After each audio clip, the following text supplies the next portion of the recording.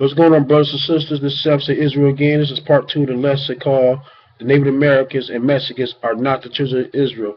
I had left out explain the sons of Jacob through four wives the Lord have blessed them. That how Abraham and Shem was a black nation, and how two black people only had black children. Because, like I said, it is impossible for a Chinese person to have black babies. It is impossible. You're not gonna see that, and you're not gonna hear that in history. And it's like it's impossible for Israelites like ourselves to have Chinese babies. Because when you're a black man, you make with a black woman, you're gonna have black children. It's just like it is. It's just that simple. And you got other nations, you got these other camps out here teach otherwise because they want to justify marrying these heathen women. And they want to justify everybody can be saved by calling them Israelites. And the Bible said that all 12 tribes of Israel were black. They was always mistaken as Ethiopia and the Egyptians. So I'm gonna go back into the lesson. I'm gonna go to Genesis chapter 42.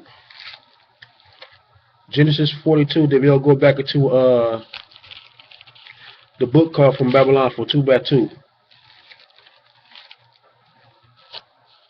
So Genesis chapter 42 and verse 1 through 8.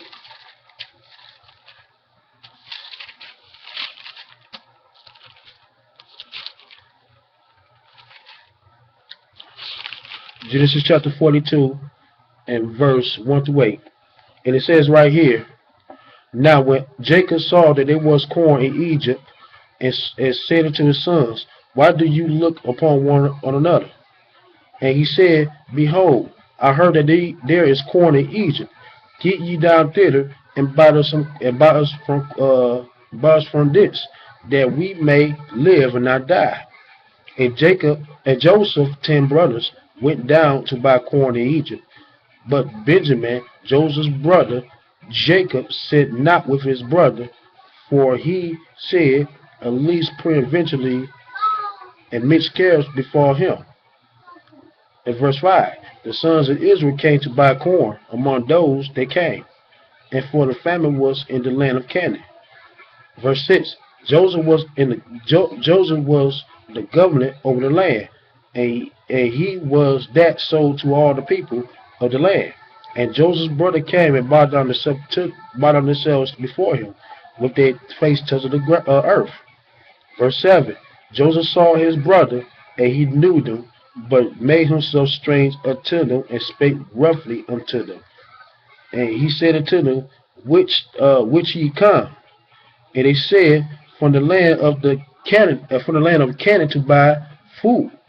Joseph knew his brother, but they knew him not. So I'm gonna start right there. So the brothers went down and bowed down to Joseph, that they thought that was the Egyptian and the governor of Egypt at that time, when they were selling corn and stuff. But they didn't even recognize Joseph, but Joseph recognized them instantly, just like that. And why they didn't recognize Joseph? Because when he was sold in slavery, though, years there he became a grown man and governor. And not just that, because he was black, just like the children of Ham. Just like he was black, The children of Ham was black, just like the sons of Jacob. And he looked just like the Egyptian, even though if he had the Egyptian clothes on or not. He was black, and he was black just like the Egyptians. Now I'm gonna go back to the book called From Babylon for 2 by 2, written by Rudolph R. Wizard. I'm going to go read page 33 in chapter 4. I'm going to read it again. It says, originally all Hamites and Shemites were black. Abraham was a black Shemat and descendant of Shem. And so pretty much originally Ham and Shem was a black nation. It's just common sense why Joseph was mistaken as an Egyptian, because he was black just like them, just like the brothers of Jacob was also black as well. These were some Hebrew black people. They look just like the Hamites. Then I'm going to go to page 41. Actually, page 34. I'm sorry, page 34, it says, hold on. Abraham, Isaac, and Jacob, the 12 tribes of Israel, were all black people. This shall prove to you by Girded Memphis. Joseph was sold down into Egypt as a slave. We found 42nd chapter of Genesis that he became the vicar of Egypt, and Joseph's 10 brothers came into Egypt. Egypt is in Africa. That's in Africa. That's the land of that's the black people's land. And not just that, Canada was part of Africa too, northeast. And to buy corn because the famine was in the land. All newcomers who come into Egypt had to buy corn for Joseph. But Joseph's 10 brothers came to Africa. They did not recognize him. That's what the Bible says. They didn't recognize Joseph, but he recognized them instantly. And they did not recognize him because Joseph had grown up, and the Egyptians were black people just like the sons of Jacob. And Jacob's 10 brothers described Joseph to be another black Egyptian. We know this to be true because the 10 brothers returned and reported to their brother that the man who is the Lord of the land spoke to us roughly. Furthermore, Joseph had to, so he said the land, so they said the ruler of Egypt at that time spoke to us roughly, so they thought that he was speaking to another Egyptian, a ruler or a regular Egyptian. But they don't even know that was Joseph at that time who was selling the corn. And they didn't even recognize him. Joseph like, man, these Negroes don't even recognize me, but I sure recognize them how they sold me into slavery, though. But they didn't even recognize Joseph. They didn't even recognize him being the governor of Egypt. So in order for you to look like the seeds at him, that means you got to be black just like them. And the children of Israel looked just like the seed of Ham because they was also a black nation too. Now this is not all though. Now I'm going to go to Genesis chapter 50. Genesis chapter 50, I'm going to start at verse 8 through 11. And it says right here, all the house of Joseph and his brother and his father's house, only they little ones and they flocks and they herbs and they left in the land of Goshen. They went up with them both chariots and horsemen. It was very great company. So this was Joseph and some of the people in chariots in Egypt. He had them come to guard him. And not just that, but the sons of the children of Jacob. Those 12 sons, all together, they was right there. They about to go. They about to go to the land of Canaan. They about to go bury their father, because he had commanded them to take him back to the Canaan and bury his body there. Right. So verse 10, they came to the threshing floor, and out of Attai, which is beyond Jordan, and there they mourned with a great, very sore lamentation. He made the mourning of his fathers. He mourned for his father 7 days. And when the inhabitants of the land of the Canaanites saw the mourning of the floor of Attar, and they said, this is a grievous mourning to the Egyptian. Wherefore the name of it was called Abel Mizraim, which is beyond the Jordan. So I'm gonna start right there. So they said right here, this is the Canaanites in the land of Canaan. They witnessed this great company. So they said, look, man, this is a grievous day for the Egyptian. And they didn't even know that it was the Hebrews they came to. They didn't even know that it was the Hebrews that came to the land of Canaan to bury their dead. All they see is a bunch of Egyptians, but they didn't know that it was the Hebrews was the midst of them too. If the Hebrews was a black, then more likely it'd be a grievous day for the Hebrews and the Egyptian. If the Hebrews was white, according to someone with these camps claim that the Hebrews was not all black. They would have said the Hebrews or the Egyptian. But no, they said all the Egyptian. They said the Egyptian. It was to be a grievous day for the Egyptian. So he's talking about the Hebrews and the Egyptian. This is what the Canaanites called them. He called them Egyptian. So that should tell you right there that all 12 sons of Jacob looked just like the Egyptian, because they was also black people too. They were black. The 12 sons were black. How the hell what else can a Canaanite mistake the 12 sons of Israel to be Egyptian if they wasn't black? Let me read this again. It says right there In verse 11, when the inhabitants of the land of the Canaanites saw the mourning of the floor of Atah, they said, this is a grievous mourning to the Egyptian. Wherefore the name of it was called Abel Mizraim, which is beyond Jordan. And like I said, so he mistaken the 12 sons of Jacob, who was going to bury their body of their father in the land of Canaanite. He mistaken them as Egyptians, man. Like I said, if they was white, the Canaanites gonna be like, wait, why the Hebrews with the Egyptians? No, they didn't. He said that he called these Hebrews Egyptians because he said there was a grievous day for the Egyptians, and he included Hebrews to be the Egyptians. So that means right there that the children of Israel were a black people. And when you look at the sons, when you look at the definition of Ham in any dictionary, Bible dictionary, it will tell you that Ham is a progenitor of the dark race, but not the Negroes, but the father of the Ethiopians, Cush. He's the father of Ethiopia, Egypt, Put, and Canaan. Not the Negroes, not the Negroes. So why not the Negroes? Because the Negroes are not Hamites, but Negroes do look just like the sons or daughters of Ham, because they was black. It is that simple. Now, I'm going to go to Exodus chapter 2, and I'm going to read verse 11 through 19. We're going to read about Moses. And I also got missing books of the Bible, like the book of Jasher, that's going to explain everything about Moses. Because Moses was mistaken as Egyptians too. It ain't because of his clothes, because I'm going to go to the book of Jasher. There's a lot of things that a lot of people didn't know about Moses. Because he was a general, and because according to history, Moses was a general in Egypt. And also he was a king of the Ethiopians. We're going to read all that. And we're going to come to this conclusion that he was mistaken as Egyptians when he went to the land of Midian. So I'm going to go to Exodus chapter 2 and verse 11 through 19. It says right here, it came to pass in those days when Moses was grown, that he went out into his brother and looked on a burden, and he spied an Egyptian and a Hebrew of his brother. He looked this way and that way, and when he saw that there was no man, he slew the Egyptian and hid him in the sand. And when he went out in the second day, behold, 2 men of the Hebrews strolled together. And he said unto him, that did the wrong. Wherefore that smitest that neighbor? And he said, who made thee a prince and judge over us? Intendest thou to kill me as thou killest the Egyptian?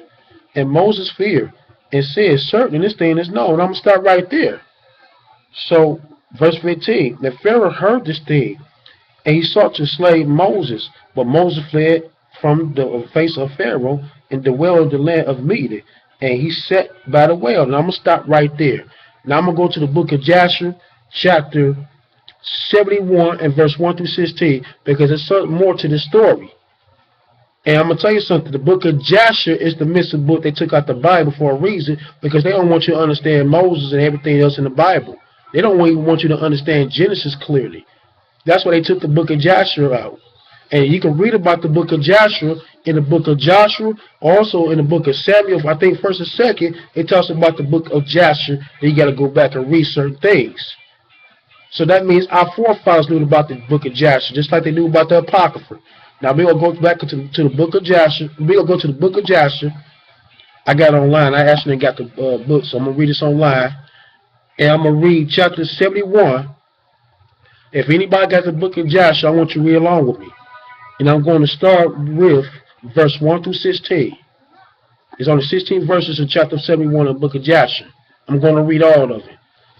We're going to find a lot of things about Moses, so we can get to the conclusion that he was mistaken as an Egyptian. But I'm going to read something that most of these counselors is not reading, because they're too lazy. They read what they want to read because they want to cover up their lives. I'm going all the way with this lesson. So I hope y'all bear with me. So I'm going to go to the book of Jasher, chapter 71. I'm going to start at verse 1. It said, when Moses was 18 years old, he desired to see his father and mother, and he went to them into Goshen. And when Moses come near Goshen, he came to the place where the children of Israel engaged in work. and he observed a burden, and he saw the Egyptian smiting one of the Hebrews, the brother. Now, it said the same thing in the book of Exodus chapter 2 and verse 11. It came to pass in those days when Moses was grown that he went out into his brother and looked for their look at their burdens, and he spied that the Egyptian Hebrew wanted to smite one of his brothers. So you know that the book of Jasher goes along with the book of Exodus chapter 2, because it said the exact thing, nothing changes, except for the book of Jasher, it just gives you a whole big picture of what Exodus talked about and what actually went wrong, what went down. And so he was 18 years old when he went to see his father and mother. He also spied on how his people was living and how they was badly being treated by the Egyptian. Now I'm going to go to verse 2. And not just that though, but he also spied the Egyptian was smiting one of the Hebrews, his people. And he didn't like that crap. Now verse 2. When the man who was beaten saw Moses, he ran to him for help. For the man, Moses was greatly respected in the house of Pharaoh. And he said to him, my Lord attended to me that the Egyptian come to my house in night and bombed me and came to my wife in my presence, and now he seeks to take my life away. Because you got to understand why Abraham told the Egyptian and the king that this is my sister, because they was known to taking people's wives and killing their husbands. That's how cold-hearted they was, and they was evil for that stuff right there. They was known for that stuff back then. And I wouldn't be surprised the real Egyptians, the black ones today, still doing the same thing as they custom. You know what I'm saying? So let me read verse 2 again. He said, when the man was beaten saw Moses, he ran to them for help. For the man, Moses was greatly respected in the house of Pharaoh. And he said to him, my Lord tended to me. This Egyptian came to my house in night and bombed me, and came to my wife in my presence, and now he seeks to take my life away. Verse 3. When Moses heard this wicked thing, his anger was kindled against the Egyptian, and he turned this way and the other, and he saw that there was no man there, and he smote the Egyptian and hid him in the sand, and delivered the Hebrew from the hand of him that smote them. And we can read the same thing in Exodus chapter 2. Let me read that again. Exodus chapter 2 and verse 12. He said, he looked this way and that way. When he saw that there was no man, he swooped at the Egyptians and hid them in the sand. So that's the same thing we just read in the book of Jasher chapter 71 verse 4. At verse 3 I mean. Now I'm back at Jasher chapter 73 at verse 4 now. And the Hebrews went to his house. The Hebrew went to this house, and Moses returned to his home and went forth to come back to the king's house. Right? So he came back to the king's house. And when the man returned home, he thought of we predate his wife. And for it was not a right thing in the house of Jacob for any man to come to his wife after she has been defiled. And a woman went and told her brothers. And a woman's brothers sought to slay him. But he fled to his house and escaped. So the woman got pissed off because the man was white, because she was defiled. He didn't want to sleep with her because he didn't know if she really liking it or not. But she had some nerve that he would go to her brother's house or go to her brothers and try to get them to kill them because he don't want to sleep with her after she was being defiled. Right? So what happened on the second day? And on the second day, Moses went forth to his brother and saw, behold, two men were squirming. And he said to the wicked one, why dost thou smite that neighbor? So the wicked one was that woman's brother. And the man had smite the victim, the one who was bound up, and he watched his wife get raped or had trains run up on her. He asked her, why you smite your neighbor down like that, man? And look what he said. He answered it to him and said to him, who has set thee for a prince and a judge over us? Dost thou think to slay me as thou slayed the Egyptian? And Moses was afraid. And he said, certainly this thing is known. Let me stop right there. And it said the same thing in the book of Exodus chapter 2. Let me read that again. Let me read that where it says it here. He said, when he went out the second day, behold, two men of the Hebrews strolled together. And he said to them who did it wrong, wherefore smitest thou father? And he said, who made thee a prince and judge over us? And you intendest thou to kill me as thou killest the Egyptian? And Moses feared and said, certainly this thing is known. So you know how the book of Jasher said the same thing what the Bible has to say. So the book of Jasher is part of the Bible. This is the midst of books in the Bible. This is the witness what the Bible has to say.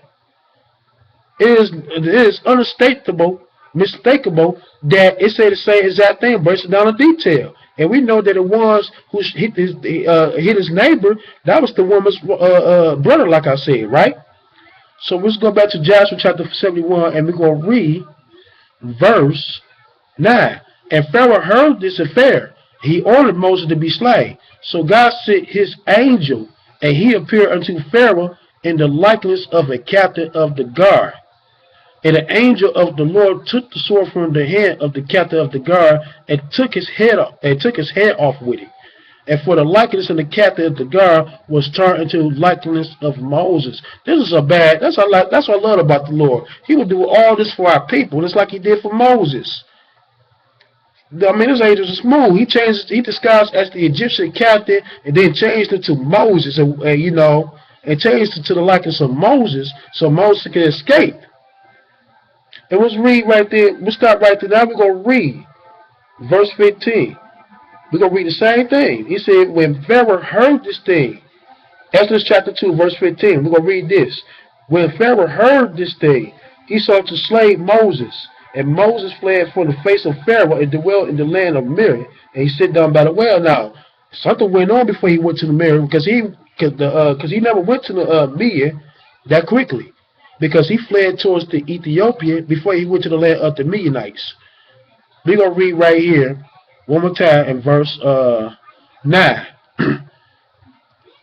And Pharaoh heard this affair. He ordered Moses to be slain. So God sent his angel, and he appeared unto Pharaoh like the likeness in the captain of the guard. And the angel took the sword of the hand of the captain of the guard and took his head off with it. And for the likeness of the captain of the guard was turned into the likeness of Moses. Right? In verse 11, the angel of the Lord took Moses by the right hand of Moses. Let me read it again. Verse 11, the angel of the Lord took hold of the right hand of Moses and brought him forth from Egypt and placed him without the borders of Egypt, a distance of 40 days' journey. And Aaron and his brother alone remained in the land in Egypt, and he prophesied to the children of Israel, saying, thus says the Lord God of your ancestors, throw away each man in the abomination of his eye, and do not defile yourself with the idols of Egypt. The children of Israel rebelled and would not hearken to Aaron at that time. The Lord thought to destroy them. It was not that the Lord remembered the covenant he made with Abraham, Isaac, and Jacob.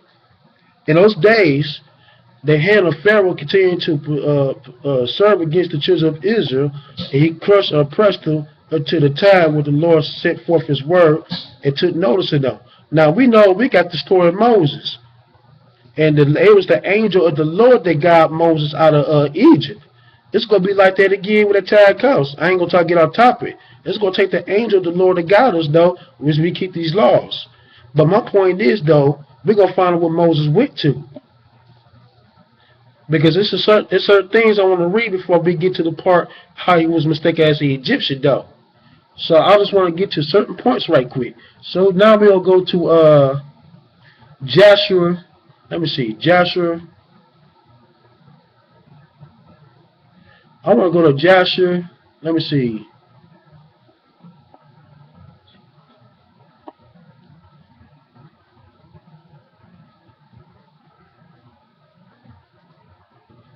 Let me see. Jasher.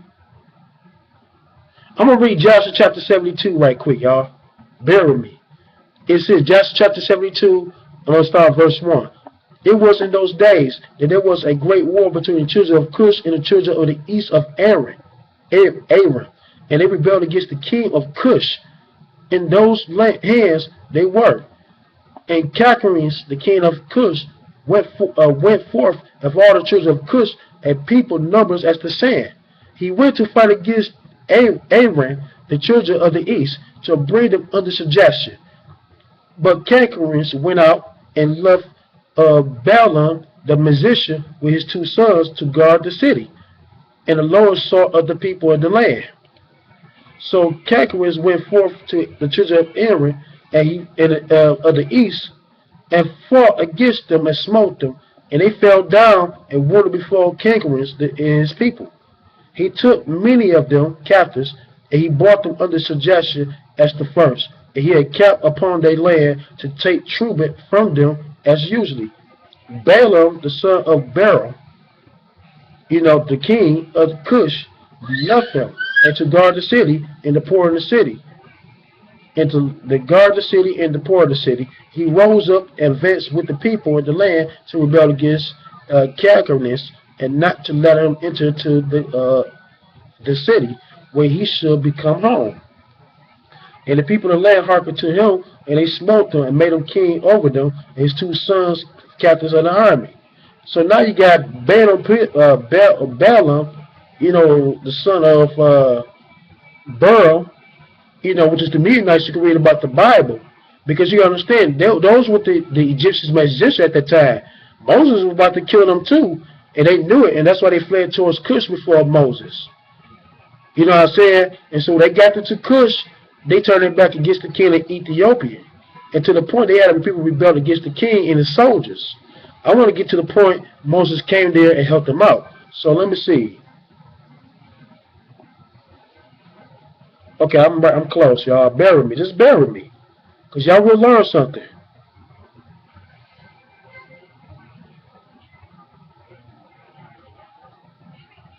Okay, I'm right here. Okay, verse 22.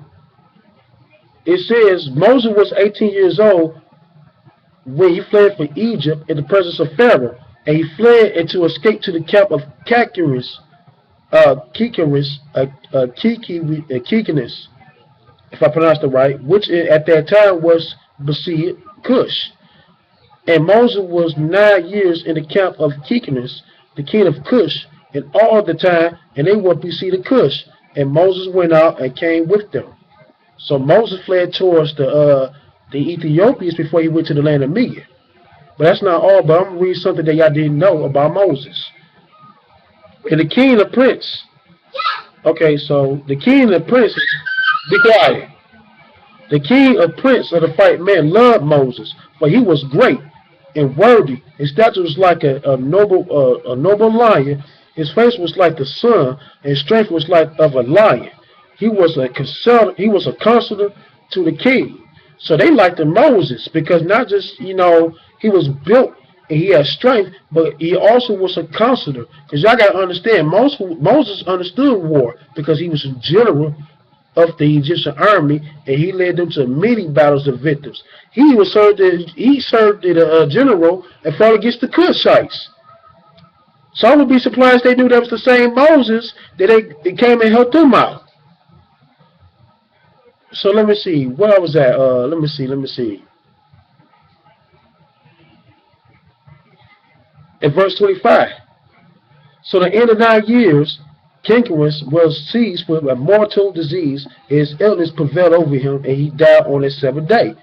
His servants embraced him and carried him and buried him in the opposite of the city, a gate to the north of the land of Egypt. They built over him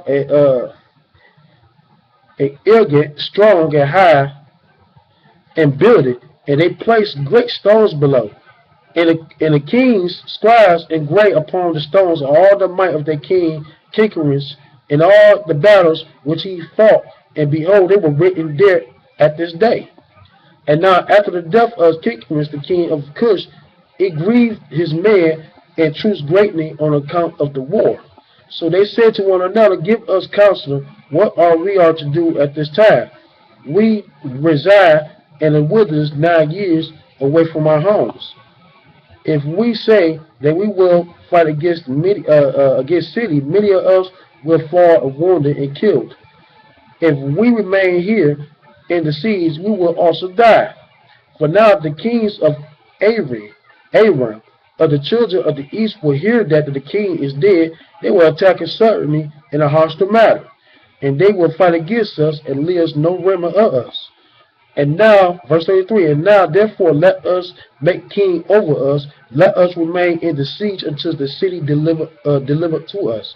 They wishes to choose on that day a man from the army of Kinkerus, and they found no jack of their choice like Moses to range over them. Now we find out before Moses fled, after he fled from Egypt, he went to Ethiopia to escape. We find out right once he got there, he helped them try to fight against the people, in their territory. They made Moses king of Ethiopia after Kinkerus had died.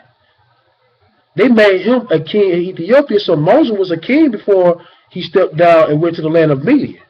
So Moses has some experience under his belt, and that's why the Lord used him, right? So Moses reigned over them. So they hasted and stripped off each man his garments and cast upon the ground, and they made a great heap and placed Moses therein. They rose up and blew trumpets and called out before him and said, May the king live, and may the king live. And all the people and the nobles swore unto them to give him for a wife Adanath, the queen, the Cushite, the wife of Kinkinis, and they made Moses king over that day. So they gave the Ethiopian queen, the widow of her former king, Kinkinis, to be the queen of Moses and the wife of Moses. But Moses, Moses never married. Moses never married nobody. He never married her, even though they made her to be the wife of Moses. But he never slept with her. We're gonna find that out too. So they could kill this false doctrine about interracial dating, because Moses wasn't down with the interracial dating. He was down for his people, 100%. Now, verse 38, and all the people of Cush issued a proclamation on that day, saying, every man must give something to Moses what is in his possession. And they spread a sheet upon hip, every man casted upon something of what he had, a gold earring, and another of a coin.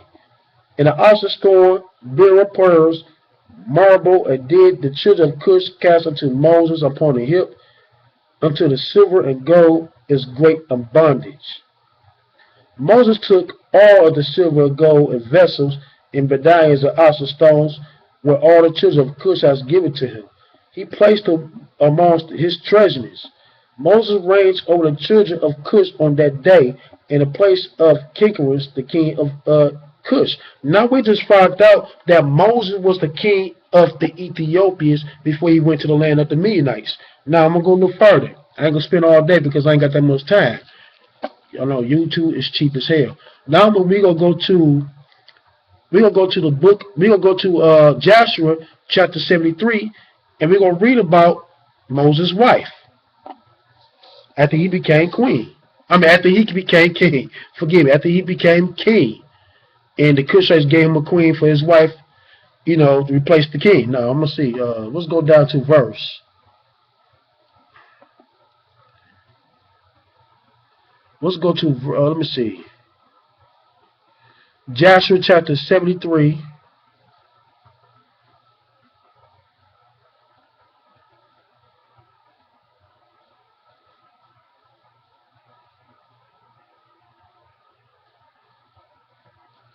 Let me see. Joshua chapter 73. Okay.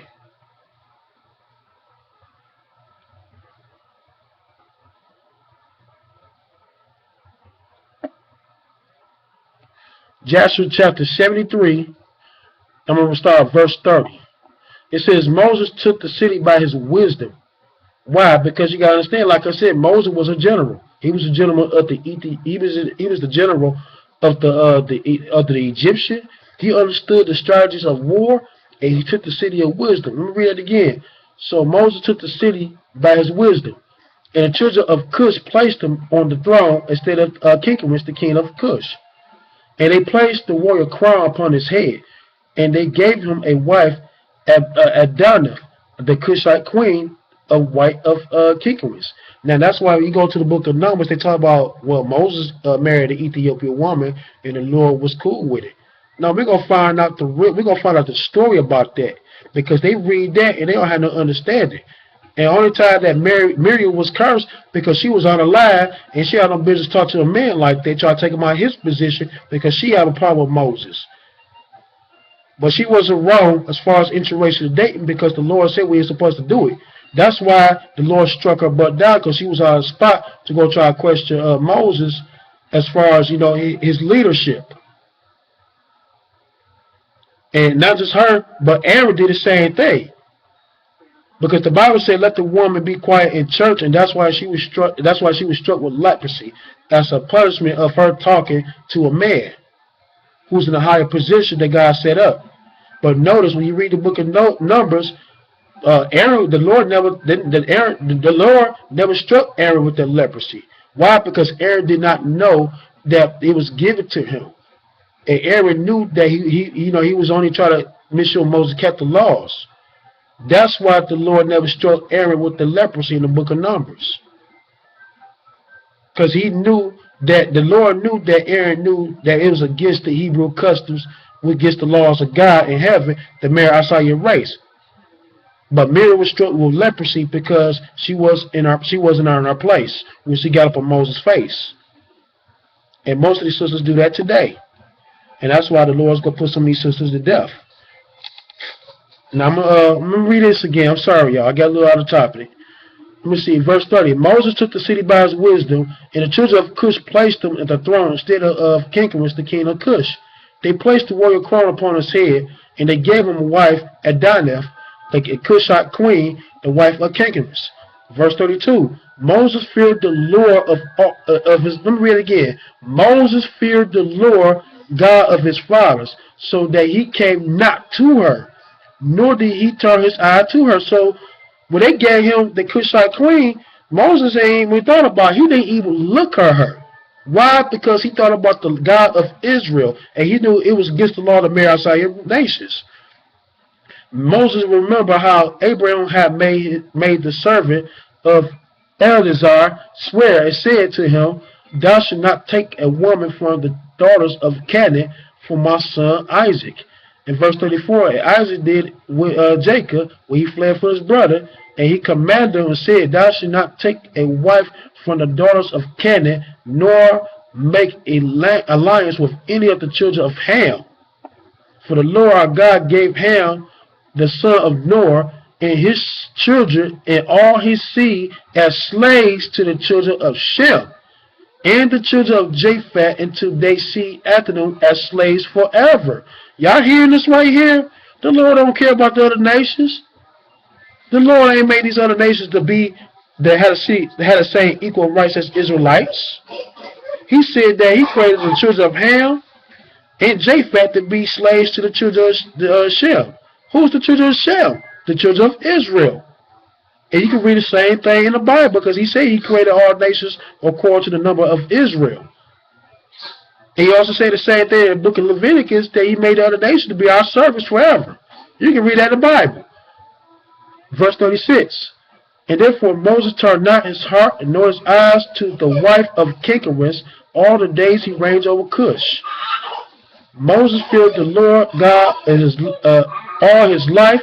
Moses walked before the Lord in truth with all his heart and soul. He turned not from the right all the days of his life, and he declined from neither to the right or to the left, which Abraham, Isaac, Jacob had walked. So I'm going to read that because even though they gave him a queen out of Ethiopia, but Moses ain't thought about her, and he did not love her because it would be against God's laws to marry outside your race. So I hope y'all understand this. Shh. Now I'm going to go to the book of Jasher, chapter 76, and verse 1 through 18. Zalera, give your sister a cup.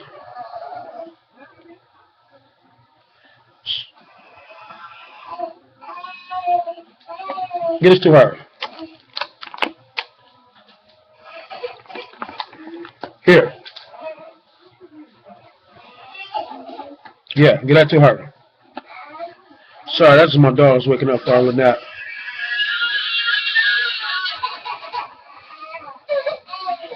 I'm about to continue this in part 3, y'all. And part 3, I'm going to start at Joshua chapter 76 and verse 1 through 18. Let me take care of this part right quick. Shalom.